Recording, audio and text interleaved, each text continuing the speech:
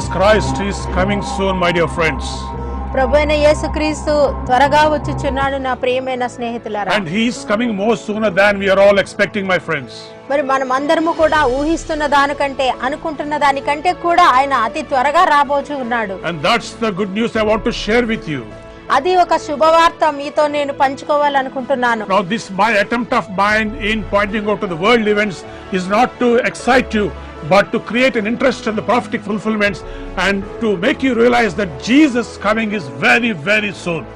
మరి ఈ ప్రవచనాల నెరవేర్పు అనేది ఈ రీతిగా జరుగుచున్నది అని చెప్పడానికి ఒక ముఖ్య ఉద్దేశం ఏమిటి అంటే, మిమ్మల్ని ఏదో ఉత్తేజభరితులు చెయ్యాలని నా ఉద్దేశం కాదు, గాని మీరు ఆ విషయాన్ని గ్రహించి ఆ విషయాన్ని మనసులో ఆలోచన చేసి ప్రభు త్వరగా వస్తున్నాడనే విషయాన్ని గురించి ఇంకా ఎక్కువగా ఆలోచించి దాని కొరకు సిద్ధపడాలని నా ఆలోచన.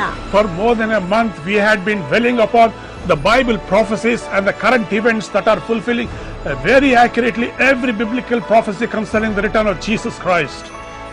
గడిచినటువంటి నెల రోజులుగా కూడా ప్రభువైన యేసుక్రీస్తు రాకడకు ముందు ఎటువంటి విషయాలు ఏ విషయాలు జరుగుతూ ఉన్నవి, ప్రవచనాలనేవి ఏ రీతిగా నెరవేర్చబడుతూ వస్తున్నవి అనే విషయాన్ని గ్రహిస్తూ వస్తున్నాం. Now this program has been started with a vision and a burden to tell you that Jesus coming is very, very soon and that souls are perishing all over the world. We want to reach out to people and save as many people as possible from hellfire. ఈ ఒక కార్యక్రమం యొక్క ముఖ్య ఉద్దేశం ఏమిటి అంటే, ఈ ప్రపంచం అంతటా గమనించినట్లయితే కోట్లాది మంది ప్రజలు నశించిపోతూ ఉన్నారు, గురి లేక గమ్యం లేక జీవితాలు నాశనం చేసుకుంటూ ఉన్నారు. అటువంటి వారితో ప్రభువైన యేసుక్రీస్తు వారు తిరిగి వస్తున్నారు. ఆయన తన ప్రజల కొరకు వస్తున్నారని చెప్పి వారిని నరకం అనేటటువంటి అగ్ని గుండము నుండి వారిని రక్షించడానికి అనేక ఆత్మలను ప్రభు యొక్క రాకడ కొరకు సిద్ధపరచడం యొక్క ఉద్దేశమై ఉన్నది. ఆత్మలను రక్షించాలి, మనుషులను ప్రేరేపించాలి, వారిని ప్రభు వైపు పురుకొల్పాలి అనే ఉద్దేశము. Today I want to focus upon one subject that is called Israel. ఈ రోజు నేను ఒక అంశాన్ని గురించి లేవనెత్తబోతున్నాను, అది ఇజ్రాయేలు దేశము. Israel is one nation God loves so much. Israel దేశాన్ని దేవుడు ఎంతగానో ప్రేమించినటువంటి దేశం ఇది. The discussion on Israel and the meditation on Israel is so very crucial because Israel is the world's wall clock, prophecy wall clock. ఈ యొక్క ఇజ్రాయేలు దేశం గురించినటువంటి తప్పనిసరిగా ప్రవచనాల నెరవేర్పులో చెప్పవలసి ఉన్నది. ఎందుచేతను అంటే, ఈ ప్రపంచానికి అంతటికీ కూడా ఒక గడియారం లాగా పనిచేసేది ఏంటంటే ఇజ్రాయేల్ దేశంలో జరిగేటటువంటి సంఘటనలు. Israel points towards the second coming of Jesus Christ. Israel దేశము ప్రభు యొక్క రెండవ రాకడ గురించిన విషయాన్ని ధృవీకరిస్తూ ఉన్నది, చూపిస్తూ ఉన్నది. Israel is in the center of the world. Israel భూమధ్య భాగంలో ఉన్నది. And God has chosen Israel for his purposes. దేవుడు ఇజ్రాయేలు దేశాన్ని తన యొక్క ఉద్దేశాల కొరకు ఎన్నిక చేసుకున్నాడు. That's why it is important to study about Israel because Jesus also pointed out towards Israel as that the fig tree symbolically is called Israel will blossom. కాబట్టి ప్రభువైన యేసుక్రీస్తు వారు కూడా ఇశ్రాయేలు దేశాన్ని గురించి ఆయన సూచిస్తూ ఉన్నాడు. ఇశ్రాయేలు అంజూరము చిగురించుచున్నది అనే ఒక మాటను ఆయన వాడి ఉన్నారు. He talks about the blossoming of the fig tree. ఒక అంజూరము యొక్క పుష్పించుట అనే మాటను ఆయన వాడి ఉన్నారు. And that is symbolic of the nation of Israel. అది ఇజ్రాయేలు దేశానికి ముంగుర్తుగా చెప్తున్నారు ప్రభు. And that's why from today onwards for the next 4 weeks we are going to dwell upon Israel because that is the last important crucial prophecy that is fulfilled before the coming of Christ. ఎందుచేతనంటే రాబోయే 4 వారాలు కూడా ఈ ఒక Israel దేశము గురించినటువంటి విషయాన్ని మాత్రం ధ్యానం చేయడం. ఎందుచేతనంటే దేవుని యొక్క రాకడకు ముందు ఇశ్రాయేల్ దేశాన్ని గమనించి చూచినప్పుడు ఆ ప్రవచనాల నెరవేర్పు సంభవించబోతూ ఉన్నది. You know, in Matthew 24 chapter 32 verse it says, now learn a parable of the fig tree. ఇదిగో అంజూరపు చెట్టును చూచి ఒక ఉపమానాన్ని మీరు నేర్చుకోండి అంటున్నారు మత్తయి 24:32 వచనంలో. When his branch is yet tender and putteth forth leaves, you know that the summer is near. ఇదిగో మీరు ఎప్పుడైతే అంజూరపు చెట్టు అది చిగురు వేసి వృద్ధిలోకి వచ్చి అది పుష్పించి ఫలభరితం కావడానికి సిద్ధముగా ఉందో ఆ యొక్క వసంతకాలము లేదా మరి వసంతకాలము సమీపముగా ఉందని మీరు తెలుసుకోండి. Likewise you, when you shall see all these things, know that it is near, that the coming of the Lord is nigh, even at the door. ఈ యొక్క దేవుని యొక్క రాకడ ఈ సమయములన్నీ సంభవించబోతూ ఉన్నప్పుడు ఆ యొక్క రాకడ అనే ఒక అంశము ద్వారము దగ్గరే ఉన్నదని మీరు గమనించండి. And Jesus said that this generation shall not pass till all these things be fulfilled. ఈ విషయములన్నీ కూడా గతించే వరకు ఈ తరము గతించదని నేను చెప్తున్నాను. Heaven and earth will pass away and my words will never pass away. ఆకాశము భూమి గతించిపోయినప్పటికీ కూడా నా మాట గతించదంటున్నాడు దేవుడు. Now you all know that Israel was scattered to the nations of the world in the first century. ఈ యొక్క మొదటి శతాబ్దంలో ఇజ్రాయేల్ వారందరూ కూడా ప్రపంచమంతటా కూడా చెదిరిపోయారని మనకు తెలుసు.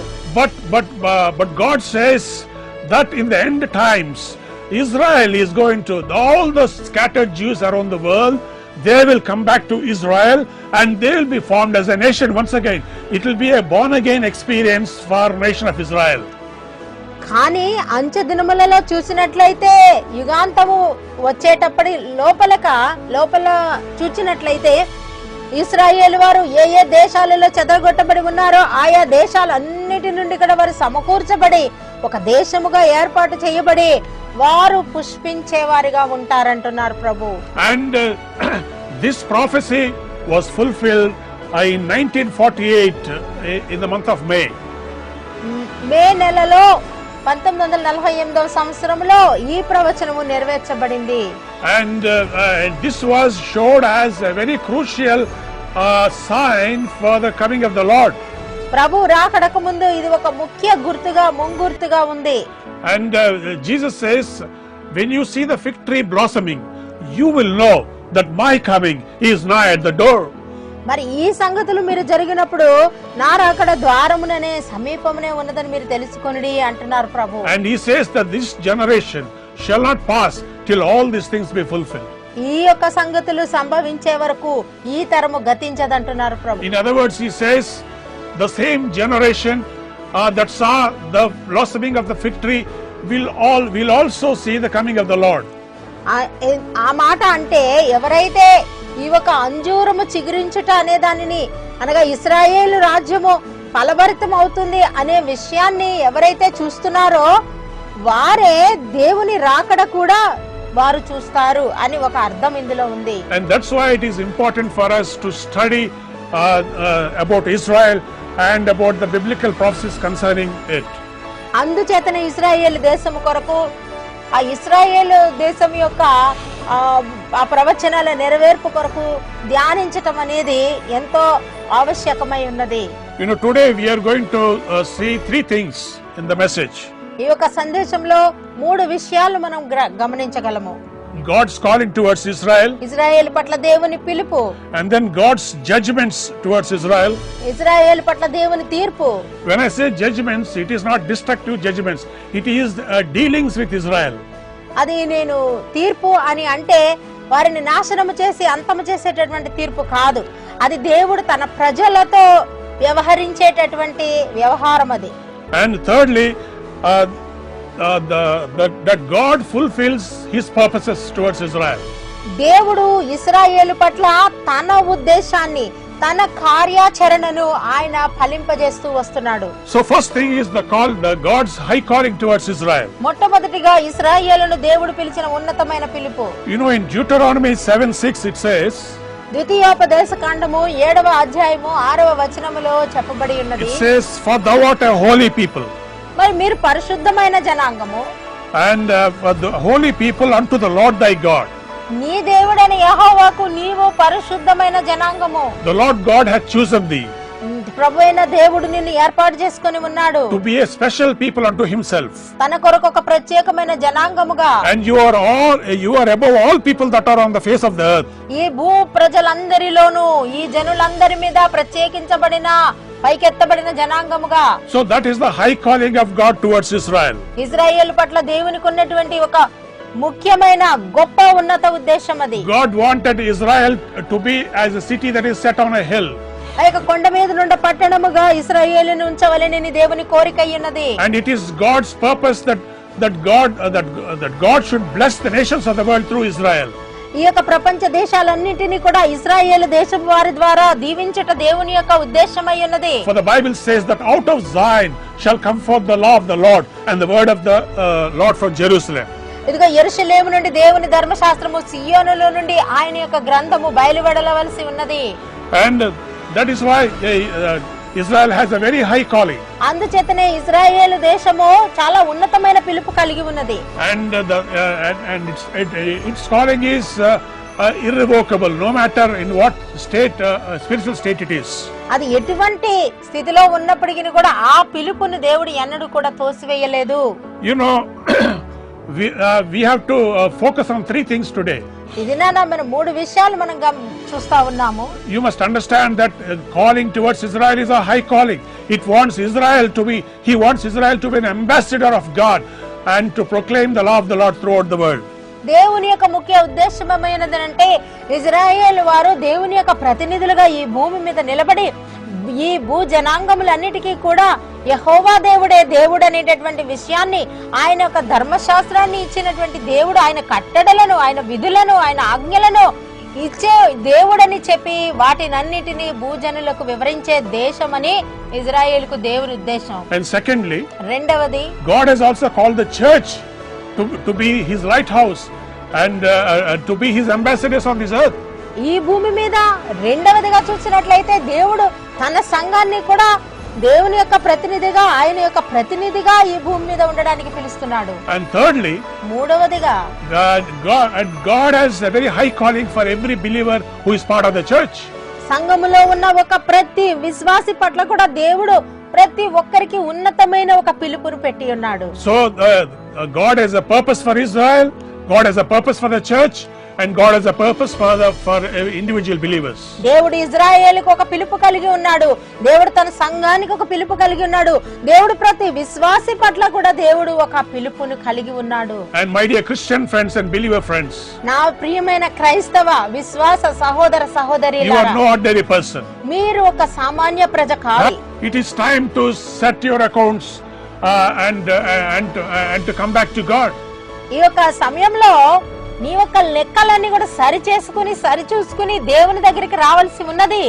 And secondly, రెండవదిగా, God's dealings with his children of Israel, God's dealings with his children in the church, and God's dealings with the Gentiles.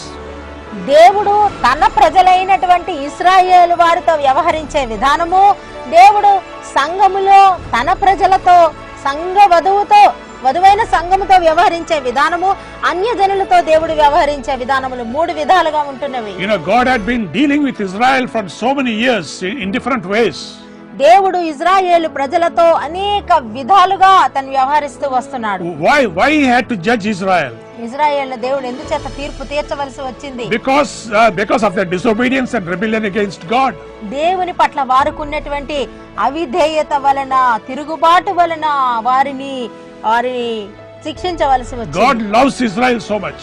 ఇజ్రాయేలుని దేవుడు చాలా ప్రేమించి ఉన్నాడు. But in spite of it, he had to subject them and take them to a very difficult journey, a tumultuous journey in their life. దేవుడు ఇజ్రాయేలును ఎంతో ప్రేమించినప్పటికీ కూడా వారి యొక్క తిరుగుబాటు బట్టి, వారి యొక్క ద్రోహ బుద్ధిని బట్టి వారిని ఎంతో కష్టతరమైన మార్గముల గుండా నడిపించవలసి వచ్చింది. And because of their rebellion against God and because of their disobedience to God, దేవుని పట్ల వారికి ఉన్న తిరుగుబాటును బట్టి ఎన్నో కఠినమైన మార్గాల గుండా వారు వెళ్ళవలసి వచ్చింది. So when God judges his people Israel, it is with the very sole purpose of rectifying their life and to deal with their life and to bring them back to the original calling. దేవుడు వారి యొక్క జీవితాన్ని సరిచేసే ఉద్దేశంతోనూ, వారిని సక్రమైన మార్గముతోనూ, వారిని సరియైన విధానంలో, క్రమమైన విధానంలో వారిని నడిపించే ఉద్దేశంతో దేవుడు వారిని శిక్షణకు లోపరిచి And వచ్చింది. because of their disobedience for so many years, ఎన్నో సంవత్సరాలు వారు తిరుగుబాటు చేసి చేత they were subjected to persecution. వారు ఎన్నో హింసలు శ్రమలు పొంది ఉన్నారు. They had to go through very hard times in their own land. వారి యొక్క దేశంలోనే వారు ఎన్నో కష్ట సమయములు అనుభవించవలసి And వచ్చింది. alien kings had to come and rule over them. అన్యజనులైనటువంటి వారు వచ్చి వారిని పరిపాలించారు. They were in bondage. They were in severe persecution. ఎంతో బంధకములలో పడి ఉండి ఎంతో చెరసాలలో శ్రమలు హింసలు పొంది ఉన్నారు. All this God had to deal with them to remind them that they are no ordinary people and that their destiny, that God has a very special destiny for them and their calling is very high calling. ఇవన్నీ కూడా ఎందుచేతనంటే దేవుడు వారిని పిలిచి ఉన్నాడని, వారి గురించి ఒక ప్రత్యేక తలంపు కలిగి ఉన్నాడని, వారి పట్ల ఆయనకున్న ఉద్దేశం ఎంతో గొప్పదని, ఇవన్నీ కూడా వారు గ్రహించాలని, గ్రహించి అందులో నడవాలని, సక్రమ మార్గంలో వాళ్ళు నిలబడాలనే ఉద్దేశంతో దేవుడు వారిని ఎన్నో పరీక్ష కఠిన శ్రమల గుండా కూడా నడిపించాడు. Also God is judging Israel and also those and other nations connected to them for one reason. దేవుడు ఆ ఇశ్రాయేలు వారిని మరి అనేక ఆ అన్యజనులైన వారిని కూడా వారితో సంబంధాలు కలిగి ఉన్న వారిని కూడా ఆయన కఠినంగా కూడా వ్యవహరించాడు, తీర్పులు పంపించాడు. ఎందుచేతనంటే God has given them a territory, a land on the north and the south and the east and the west, and God had given them a road map for the territory of Israel. Israel దేశానికి దేవుడు తూర్పు, పడమర, ఉత్తర, దక్షిణ అన్ని వైపులా కూడా దేవుడు వారికి ఒక సరిహద్దులను ఏర్పాటు చేసి ఉన్నాడు. But God was judging Israel because it has compromised on the territory that God had given them. ఎందుచేతనంటే దేవుడు వారికి ఇచ్చినటువంటి ఆ భూభాగం విషయంలో కూడా వారు రాజీ పడిపోయారు. They had recently in 1977 1977వ సంవత్సరంలో when Jimmy Carter was president of America, అమెరికాకు జిమ్మీ కార్టర్ అనే ఆయన ప్రెసిడెంట్ గా ఉండగా he brokered a deal and made Israel to sign a deal, a peace deal that is called Land for Peace deal. Israel వారి చేత ఒక ఒప్పంద పత్రం రాయించి సంతకం పెట్టించాడు. అది ఏంటంటే శాంతి కొరకైనటువంటి ఒక ఒప్పందం. That is that Israel should vacate the territories it occupied or it claimed as its own from Egypt, from Golan Heights and from Syria and Lebanon. It had to withdraw all this and in the name of brokering peace.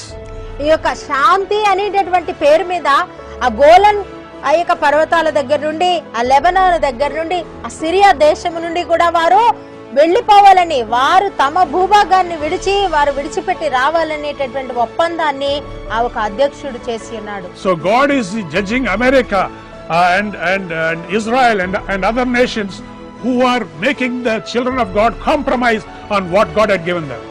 దేవుడు వారికి ఇచ్చినటువంటి భూభాగమును వారు అందులోంచి వాళ్ళు తొలగిపోయేలాగా, వెళ్లిపోయేలాగా చేసినటువంటి ఆ యొక్క అటువంటి వారిని అందరినీ కూడా ఏ ప్రజలైతే మరి రాజీ పడి వెనక తిరిగారో వారందరినీ కూడా దేవుడు తీర్పుల పాలు చేశాడు. And thirdly, మూడవదిగా in this God's judgment is also for believers. మరి దేవుని యొక్క తీర్పు విశ్వాసులకు కూడా. God also, when I say God judges believers, again I say it is judgment means God's dealings with believers. మరి కూడా తీర్పు అనగానే దేవుడేదో తీర్పు తీర్చి వారిని నాశనం చేయాలి అనేది కాదు దేవుని ఉద్దేశం.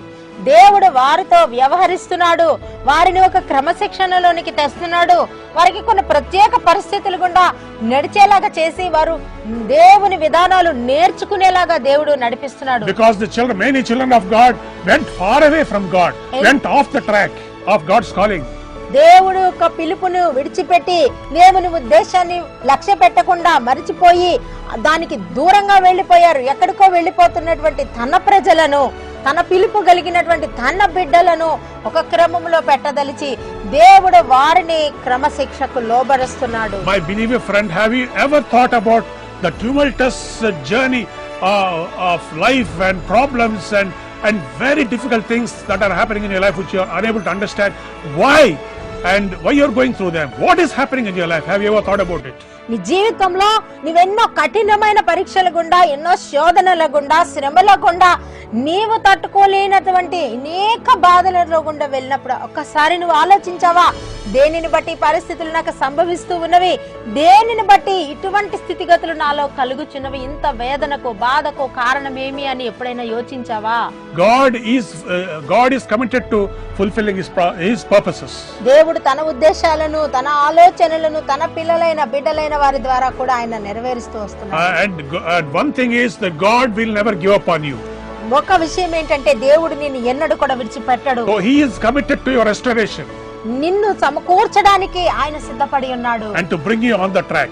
ఆయన నిన్ను క్రమంగా పెట్టడానికి, ఒక క్రమంలో నడిపించడానికి ఆయన సిద్ధపాటులో ఉన్నాడు. Will you today rededicate your life to God? నీ జీవితాన్ని తిరిగి ప్రభుకు సమర్పించుకుంటావా ఈ రోజు? Do it today and right now.